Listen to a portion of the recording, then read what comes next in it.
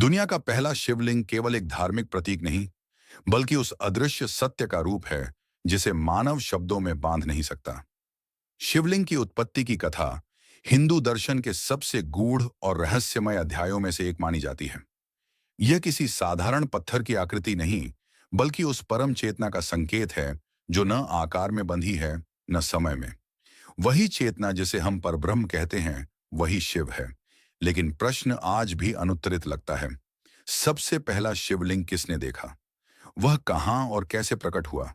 और उसके पीछे छिपा रहस्य क्या है? इन सवालों के उत्तर हमें इतिहास से नहीं, बल्कि उन पौराणिक कथाओं से मिलते हैं जो सृष्टि के आरंभ से भी पहले की बात करती हैं। कल्पना कीजिए उस समय की, जब कुछ भी अस्तित्व में नहीं था। न आकाश था, न पृथ्वी, न अग्नि थी, न जल। यहां तक कि समय भी मौन में विलीन था। उस असीम शून्य में केवल एक अदृश्य शक्ति थी, न दिखाई देने वाली, न समझ में आने वाली। वही शक्ति थी महाशून्य, वही था परब्रह्म, और वही था शिव। हिंदू शास्त्रों के अनुसार शिव किसी एक देवता का नाम नहीं, बल्कि स्वयं ब्रह्मांड की चेतना है। और उसी चेतना के पहले साकार अनुभव का प्रतीक बना शिवलिंग। पर यह शिवलिंग पहली बार कब और कैसे प्रकट हुआ?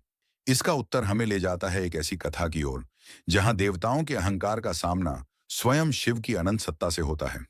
कथा उस समय की है जब ब्रह्मा सृष्टि की रचना कर चुके थे और विष्णु संसार के पालन में लगे हुए थे। धीरे धीरे दोनों के भीतर श्रेष्ठता का भाव जन्म लेने लगा। ब्रह्मा को लगा कि सृष्टिकर्ता होने के कारण वही सर्वोच्च हैं। वहीं विष्णु स्वयं को पालनहार होने के कारण सबसे महान मानने लगे। यह विचार विमर्श जल्द ही विवाद में बदल गया। अंततः दोनों ने निर्णय लिया कि जो यह सिद्ध कर देगा कि वह सबसे महान है, वही सर्वोच्च कहलाएगा।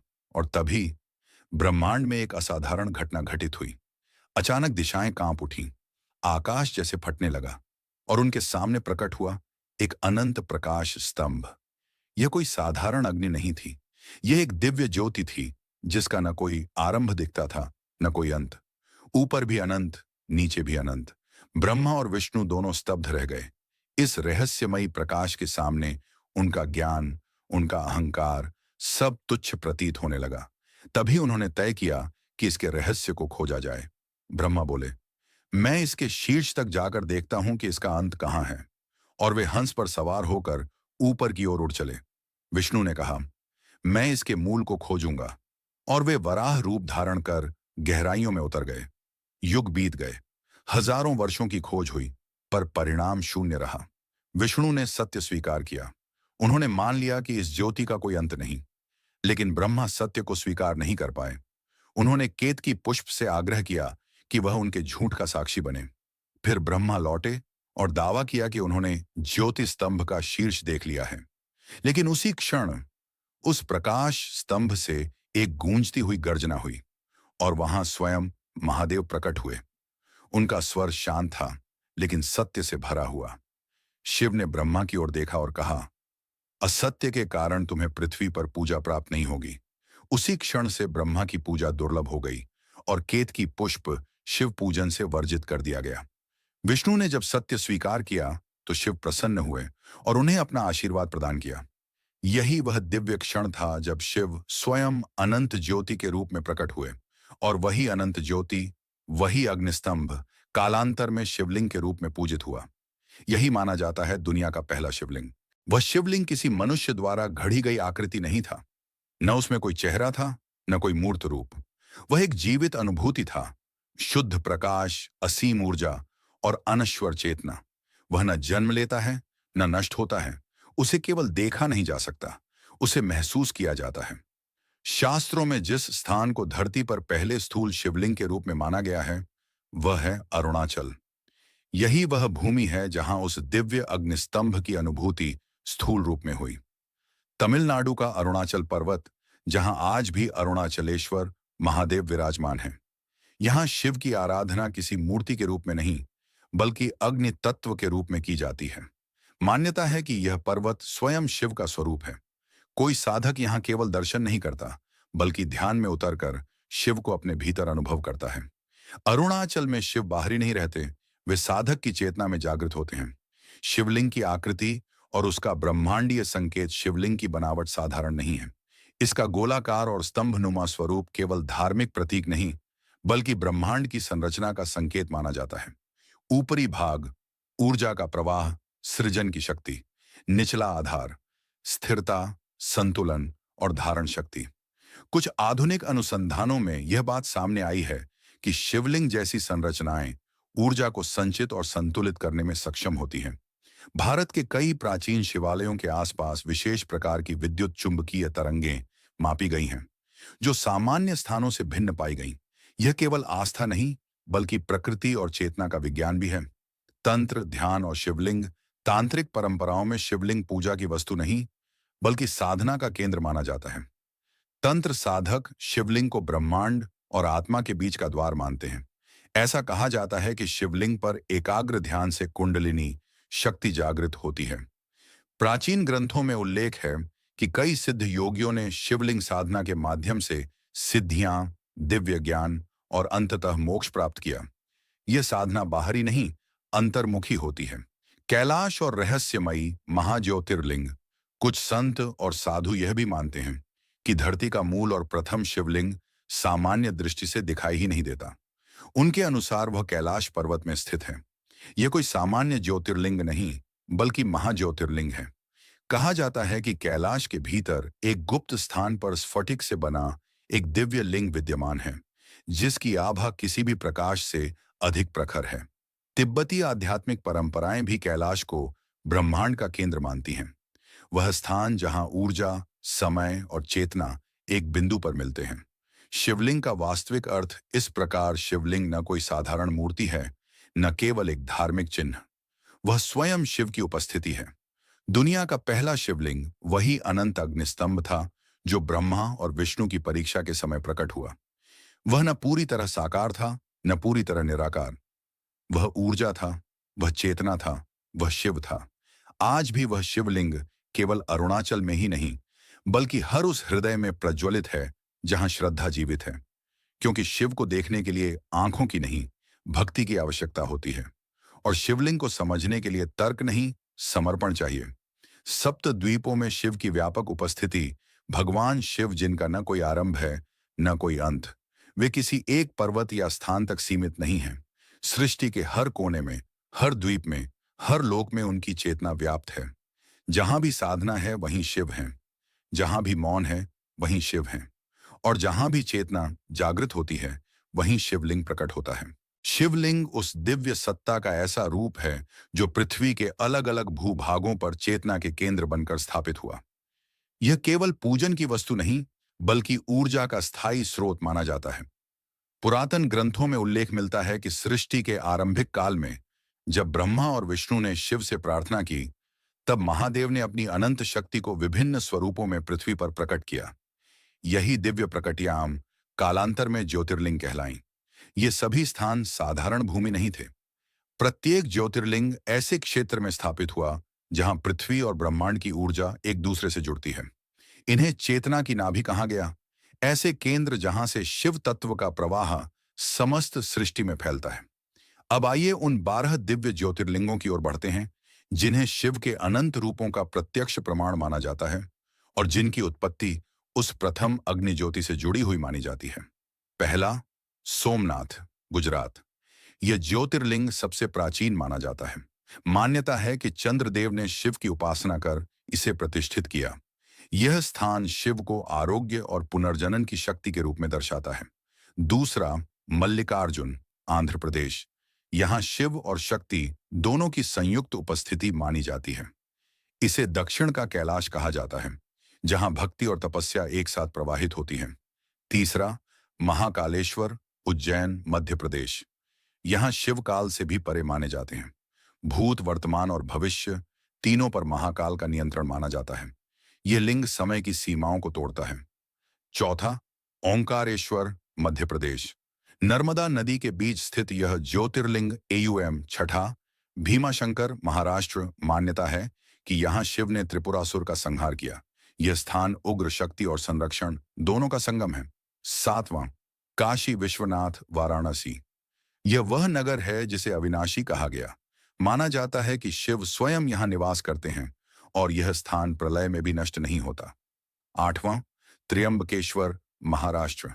यह ज्योतिर्लिंग त्रिदेवों की एकता का प्रतीक है, ब्रह्मा, विष्णु और महेश का संयुक्त स्वरूप। 9वां, वैद्यनाथ, झारखंड क्षेत्र। कथाओं के अनुसार रावण की भक्ति से प्रसन्न होकर शिव ने यहां अपना लिंग स्थापित करवाया। इसे रोग नाशक शिव के रूप में पूजा जाता है। 10वां, नागेश्वर, गुजरात। यहां शिव ने दारुक नामक असुर का विनाश किया था।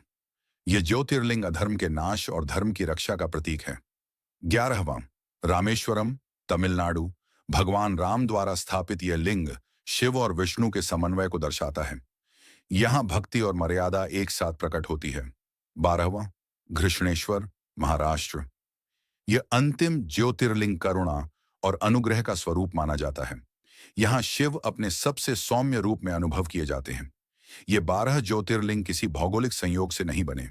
इनके स्थान ऐसे चुने गए जहां पृथ्वी की ऊर्जा रेखाएं एक दूसरे से मिलती हैं। इन्हें केवल मंदिर नहीं, बल्कि ब्रह्मांडीय ऊर्जा केंद्र कहा गया है। इस प्रकार शिवलिंग केवल पत्थर की संरचना नहीं, बल्कि चेतना का वह द्वार है जिससे होकर मनुष्य जिसे प्राचीन ग्रंथों ने दिव्य ऊर्जा केंद्र कहा। आधुनिक विज्ञान आज उन्हें जियोमैग्नेटिक जोन या वर्टेक्स पॉइंट्स के नाम से पहचानता है। ये वे स्थान होते हैं जहां पृथ्वी की आंतरिक ऊर्जा अत्यधिक सक्रिय रहती है और प्राकृतिक ऊर्जा प्रवाह नियंत्रित होता है। शिवलिंगों की स्थापना ऐसे ही क्षेत्रों में हुई जहां धरती की चेतना अपने चरम पर मानी जाती है। यही कारण है कि इन स्थानों पर ध्यान, साधना, मंत्र जप और पूजा का प्रभाव सामान्य स्थलों की तुलना में कई गुना अधिक अनुभव किया जाता है। प्रत्येक ज्योतिर्लिंग के साथ असंख्य रहस्यमयी घटनाएं जुड़ी हुई हैं। ऐसी घटनाएं जो सामान्य तर्क से परे प्रतीत होती हैं। सोमनाथ मंदिर पर इतिहास में 17 बार आक्रमण किए गए, पर हर बार शिवलिंग फिर उसी स्थान पर प्रकट हुआ। काशी विश्वनाथ में मंदिरों को ध्वस्त किया गया, लेकिन शिवलिंग को मिटाया नहीं जा सका। वह पुनः धरती से प्रकट हुआ। केदारनाथ की भीषण आपदा में पूरा क्षेत्र जलप्रलय में डूब गया, पर शिवलिंग अपनी जगह अडिग खड़ा रहा। रामेश्वरम में समुद्र के किनारे स्थित शिवलिंग आज भी लहरों के बीच सुरक्षित और अक्षुण्य है। ये घटनाएं इस ओर संकेत करती हैं कि शिवलिंग साधारण शिला नहीं, बल्कि एक सक्रिय ऊर्जा संरचना है, ऐसी शक्ति जिसे नष्ट नहीं किया जा सकता। आज भी ज्योतिर्लिंगों के आसपास गूढ़ तांत्रिक साधनाएं की जाती हैं। यह साधना केवल मंत्र उच्चारण या यज्ञ तक सीमित नहीं रहती, बल्कि शिवलिंग को एक ऊर्जा द्वारा मानकर चेतना प्रवेश की प्रक्रिया मानी जाती है। तांत्रिक परंपराओं में विश्वास है कि शिवलिंग के माध्यम से साधक सीधे ब्रह्मांडीय चेतना से संपर्क कर सकता है। इसी कारण शिवलिंग पर जल, बेलपत्र, भस्म और अन्य तत्व अर्पित किए जाते हैं। यह केवल धार्मिक परंपरा नहीं, बल्कि ऊर्जा को संतुलित करने की एक सूक्ष्म विधि मानी जाती है। लिंग पुराण, शिव पुराण और स्कंद पुराण जैसे प्राचीन ग्रंथों में शिवलिंग की उत्पत्ति, उसकी आंतरिक शक्ति और साधना की विधियों का विस्तार से वर्णन मिलता है। इन ग्रंथों के अनुसार लिंग का अर्थ है वह केंद्र जहां अंततः सब कुछ लीन हो जाए। यानी शिवलिंग वह बिंदु है जहां सृष्टि का आरंभ भी है और विलय भी। यह जानना रोचक है कि शिवलिंग की उपासना केवल भारत तक सीमित नहीं रही। कंबोडिया के अंगकोरवाट मंदिर में विशाल शिवलिंग स्थापित हैं। इंडोनेशिया, नेपाल, थाईलैंड, श्रीलंका और कंबोडिया जैसे देशों में आज भी प्राचीन शिव मंदिरों के अवशेष मिलते हैं। कई इतिहासकार और विद्वान मानते हैं कि एक समय शिव उपासना संपूर्ण एशिया में फैली हुई थी। यह इस बात का प्रमाण है कि शिव और शिवलिंग किसी एक भूभाग तक सीमित नहीं, बल्कि वैश्विक चेतना के प्रतीक रहे हैं। युगों से शिवलिंग श्रद्धा और भक्ति का केंद्र रहा है, लेकिन आधुनिक युग में वैज्ञानिक दृष्टि से भी इसका अध्ययन किया जा रहा है। अनेक शोधों में यह सामने आया है कि शिवलिंग की बनावट, उसकी संरचना और उसका प्रभाव ऊर्जा संतुलन और ब्रह्मांडीय मॉडल से गहराई से जुड़ा हुआ है। इस प्रकार शिवलिंग न केवल आस्था का प्रतीक है, बल्कि चेतना, ऊर्जा और सृष्टि के रहस्य को समझने की एक कुंजी भी है। शिवलिंग की बनावट साधारण आकृति नहीं मानी जाती। इसकी लंबवत बेलन जैसी संरचना ऐसी मानी जाती है जो आसपास की चुंबकीय शक्तियों को अपने भीतर आकर्षित और संतुलित करती है। जब इसके ऊपर जल, दूध या अन्य द्रव्य अर्पित किए जाते हैं, तो माना जाता है कि सतह पर सूक्ष्म विद्युत स्पंदन उत्पन्न होते हैं। यही स्पंदन मन को शांत करते हैं और साधक को गहरे ध्यान की अवस्था में ले जाते हैं। शिवलिंग को अक्सर एक ब्रह्मांडीय प्रतिरूप के रूप में समझा जाता है। इसका ऊपरी गोल भाग सृष्टि की सीमा का संकेत देता है। मध्य का स्तंभनुमा हिस्सा ध्रुवीय अक्ष या ऊर्जा धुरी का प्रतीक माना जाता है और नीचे की गोलाकार वेदी पूरे ब्रह्मांड की आधारशिला का बोध कराती है। यह संरचना हमें आकाश गंगाओं की घूर्णन प्रणाली और ब्लैक होल के केंद्र की याद दिलाती है, जहां सारा अस्तित्व एक बिंदु में सिमटता प्रतीत होता है। आधुनिक खगोल विज्ञान के अनुसार ब्रह्मांड की उत्पत्ति एक ऐसी अवस्था से हुई जिसे सिंगुलैरिटी कहा जाता है। एक ऐसा बिंदु जहां समय, स्थान और ऊर्जा एक साथ एकीकृत थे। यह विचार आश्चर्यजनक रूप से शिवलिंग की अवधारणा से मेल खाता है। शिवलिंग को एक ऐसी ऊर्जा संरचना माना जाता है जिसमें विस्तार और संकुचन दोनों के संकेत निहित हैं। जैसे ब्रह्मांड बिग बैंग के साथ फैला, वैसे ही शिवलिंग सृष्टि और प्रलय दोनों का प्रतीक बनकर सामने आता है। भारत के अनेक प्राचीन शिवालयों में शिवलिंग के ऊपर स्थापित कलश, शिखर और ऊर्जा संरचनाएं इसी सिद्धांत की पुष्टि करती प्रतीत होती हैं। ध्यान, समाधि और शिवलिंग हजारों वर्षों से शिवलिंग केवल पूजा का स्थान नहीं रहा, बल्कि साधना और समाधि का केंद्र भी रहा है। कहा जाता है कि महर्षि पतंजलि, अगस्त्य, वशिष्ठ जैसे अनेक ऋषियों ने शिवलिंग के सानिध्य में तपस्या कर असाधारण ज्ञान और सिद्धियां प्राप्त की। नाथ संप्रदाय के प्रसिद्ध योगी गोरखनाथ ने कहा था, जहां लिंग है वहीं ब्रह्म है, वहां केवल दर्शन ही पर्याप्त है। तमिल सिद्ध योगी तिरुमूलर ने शिवलिंग पर ध्यान करते हुए अपने अनुभव में कहा कि उसकी ऊष्मा भीतर तक जागृत हो गई। रामकृष्ण परमहंस ने भी दक्षिणेश्वर में शिवलिंग के समक्ष ध्यान करते हुए ब्रह्मानंद की अनुभूति का वर्णन किया है। तांत्रिक दृष्टि से शिवलिंग तांत्रिक परंपरा में शिवलिंग को चेतना का नाभि बिंदु माना जाता है।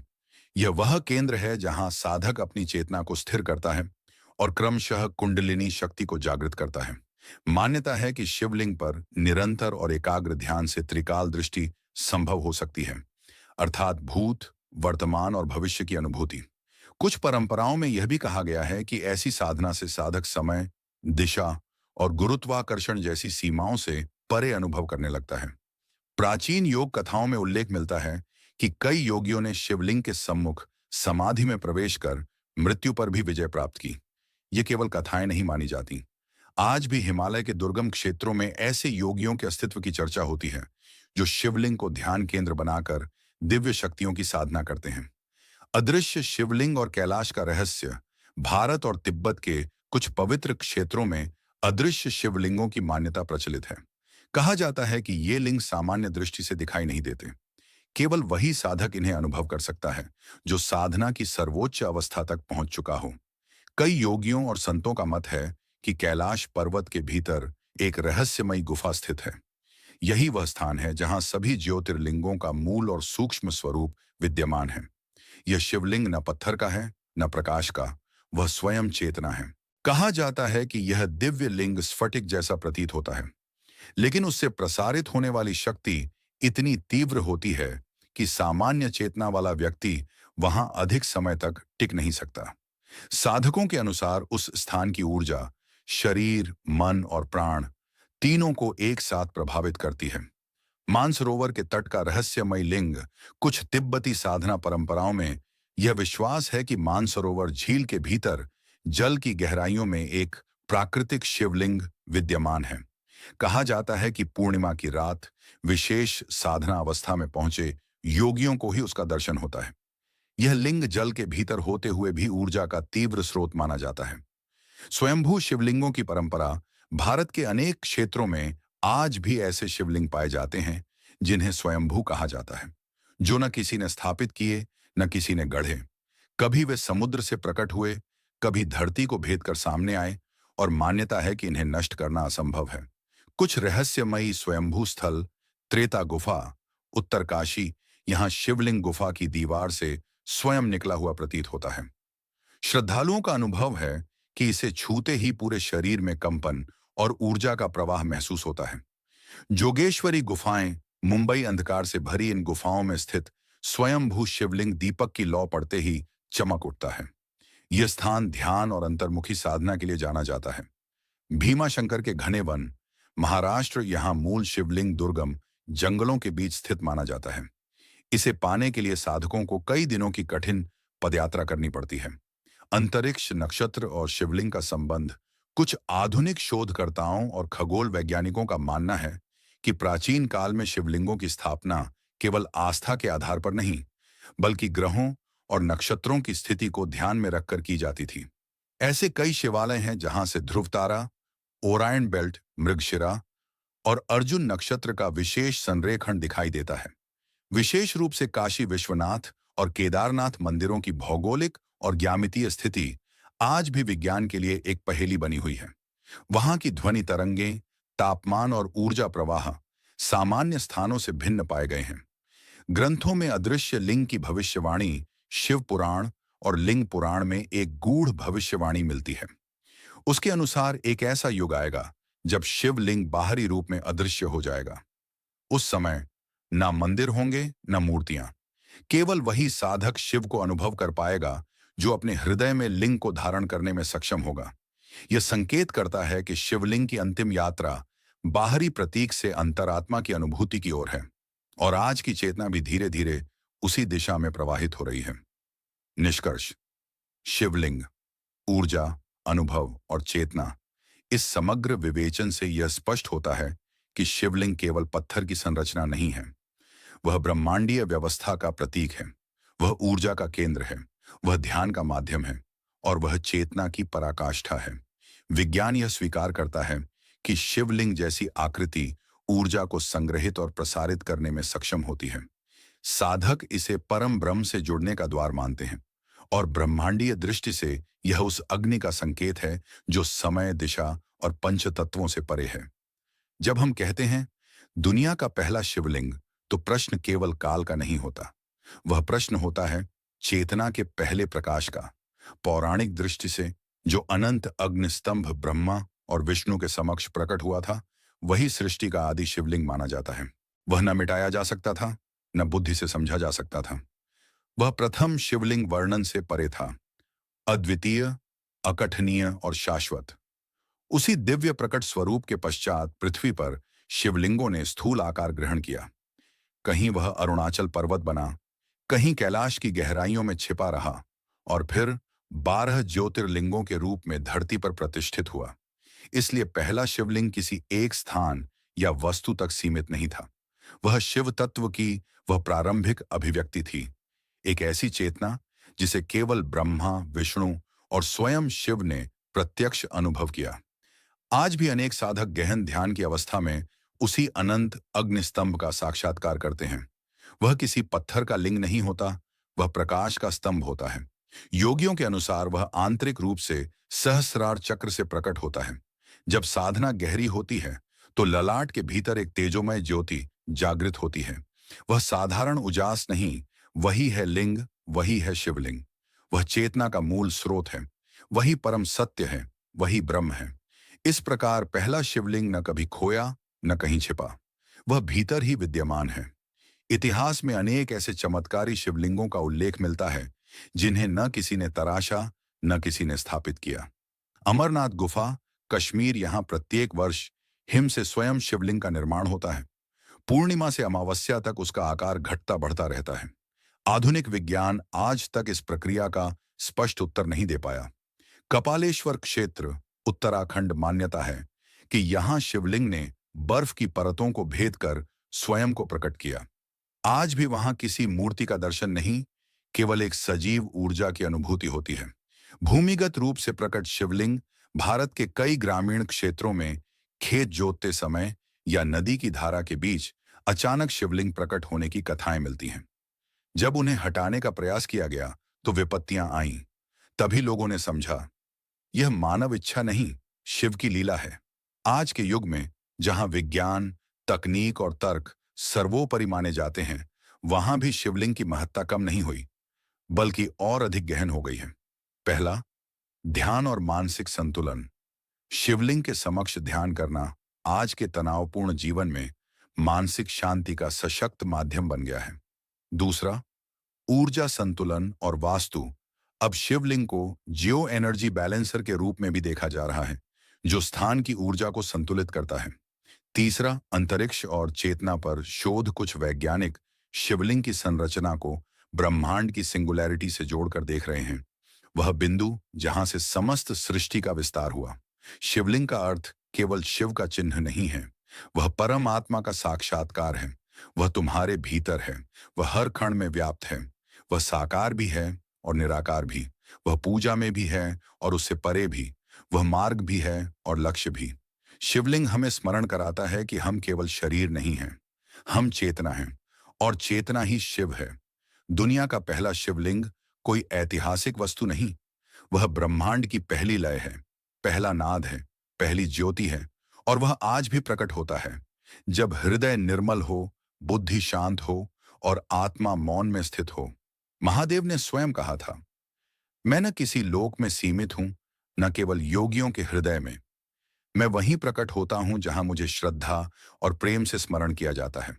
और वही स्थान है हृदय, चेतना, प्रेम।